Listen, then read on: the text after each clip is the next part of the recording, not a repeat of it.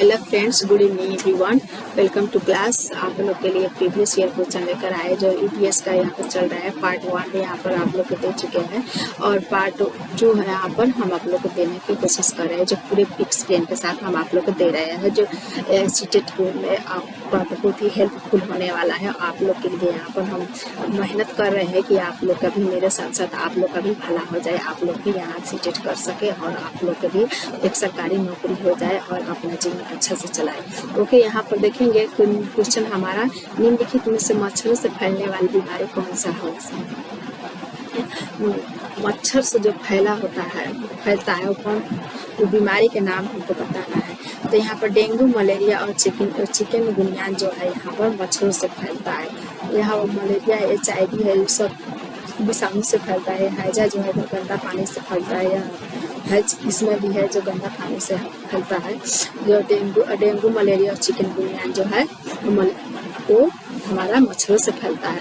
घटपर्णी पौधा है, कहाँ पर यहाँ है, ये है निपेंथिस जिसको कहा जाता है। भारत में नहीं पाया जाता है।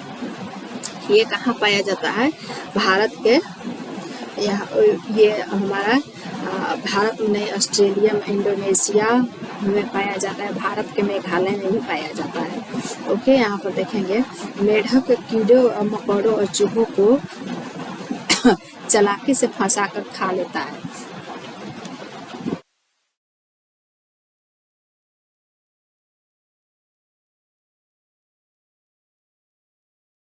ऐसे घटपर्णी पौधा ऐसा होता है कि जो चालाकी से मेढक, चूहों और छोटे कीड़ों को खा जाता है, फंसा करके। ढक्कन जो होता है उसका खुला होता है और उसके पट्टियाँ जो ऊपर होता है और उसमें कटीली लगा होता है, ऐसा उसका महक निकलता है, सुगंध ऐसा छोड़ता है कि कीड़े मकोड़े उसके आसपास आकर घूम फिर करने लगता है। जैसे ही अंदर जाएगा पत्ते उसको ऊपर से ढक देता है और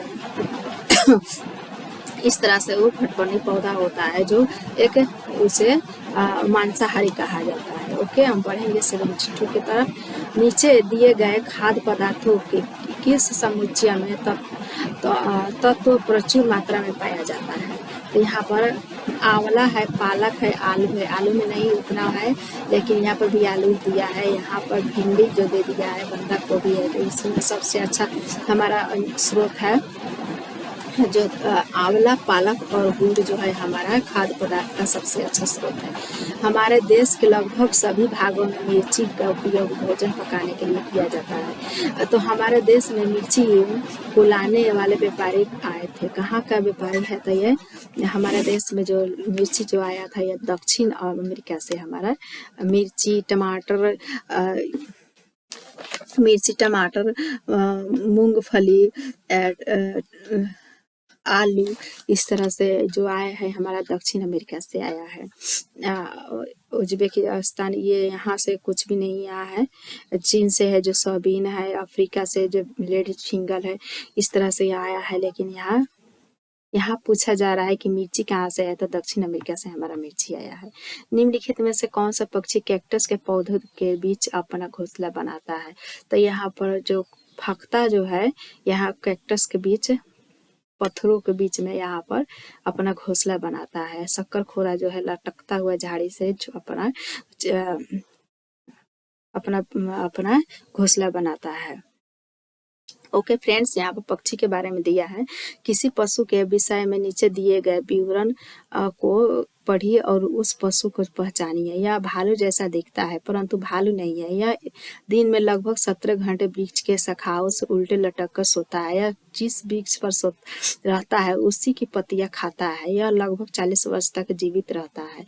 कौन सा इसमें है, तो इसमें स्लोथ जो है, जो भालू जैसा दिखता है और 17 घंटा लटक कर सोता है, इसको स्लोथ कहेंगे हम।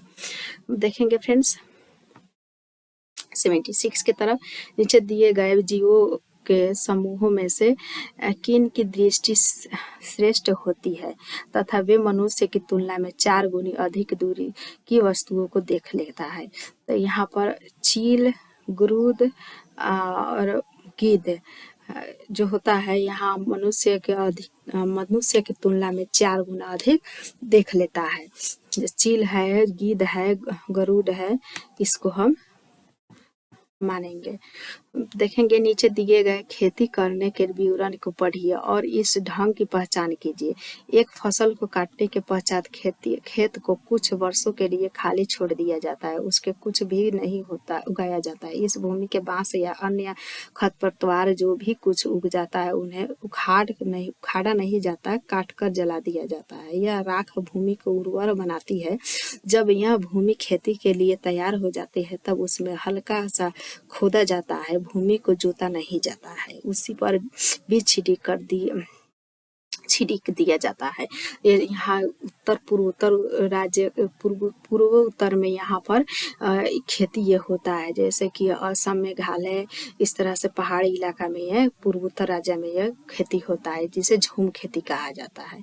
ओके, ये इसको जोता नहीं जाता है, हल्का हल्का खुदेद करके उसमें बीज डाल दिया जाता है और एक जगह सिर्फ एक ही चीज़ का खेती नहीं होता है, बल्कि अलग अलग पौधे में उगा कर खेती किया जाता है। उसको हम सीढ़ीदार नहीं, उसको झूम खेती कहेंगे। ओके, बढ़ेंगे 78 के तरफ। जब कोई सपेरा अपने वाद्य यंत्र बीन को बजाता है तो सांप उसकी धौनी पर अपने सिर को इधर उधर घुमाता है। आपके विचार से सांप वाद्य यंत्र के प्रति अनुक्रिया कैसे कर रहा है? तो वो क्या कर रहा है?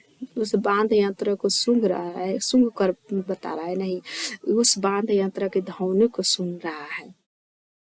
अब देखेंगे यहाँ पर उस बांध यंत्र की गति को देख रहा है या उस बांध यंत्र द्वारा उत्पन्न कंपनों के प्रति अनुक्रिया कर रहा है। सांप जो होता है उसको धौनी इससे नहीं, उसको जो कंपन होता है, धरती पर जो कंपन होता है उससे वो पहचानता है और उसी के अनुसार कार्य करता है सांप। ओके, हम देखेंगे 79 के तरफ है। हमारा क्वेश्चन क्या कह रहा है कि परिवार एक इकाई होता है जिसमें माता पिता और उनके 2 बच्चे होते हैं। यह कथन कैसा है? सत्य है, असत्य है? तो यहाँ पर देखेंगे कि हमारा क्वेश्चन हमारा जो है सही नहीं है, क्योंकि परिवार कई प्रकार के होते हैं तथा परिवार का केवल एक ही प्रकार में वर्गीकरण नहीं किया जाता है। परिवार जो होता है, जो छोटा भी होता है और न्यूक्लियर और ज्वाइंट फैमिली, दो तरह के बहुत तरह के होता है, जिसमें बच्चे भी होता है, माता पिता भी होता है, कोई ऐसा होता है कि अकेला होता है। इसमें इस तरह से अलग अलग प्रकार के परिवार होता है, तो इसलिए सही नहीं है।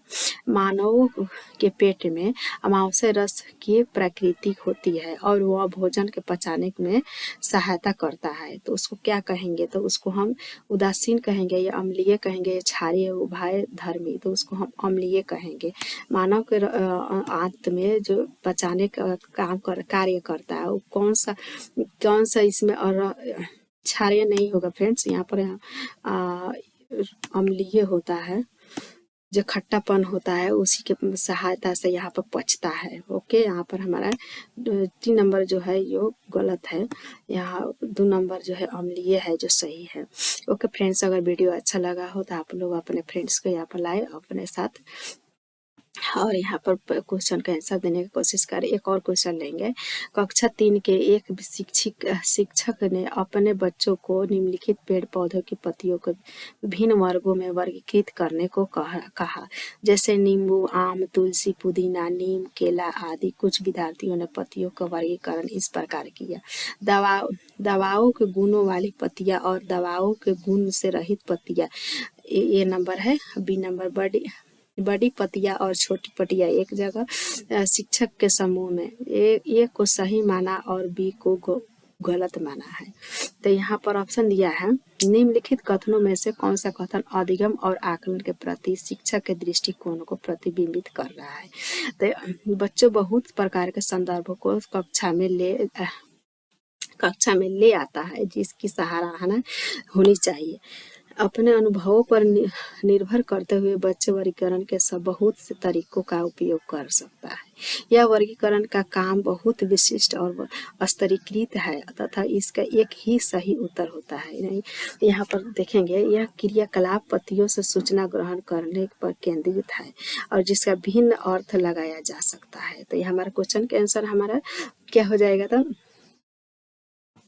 जो 3 नंबर है, वर्गीकरण का काम कर रहा है और बहुत विशिष्ट और स्तरीकृत है तथा इसका एक ही सही उत्तर होता है। ओके, हमारे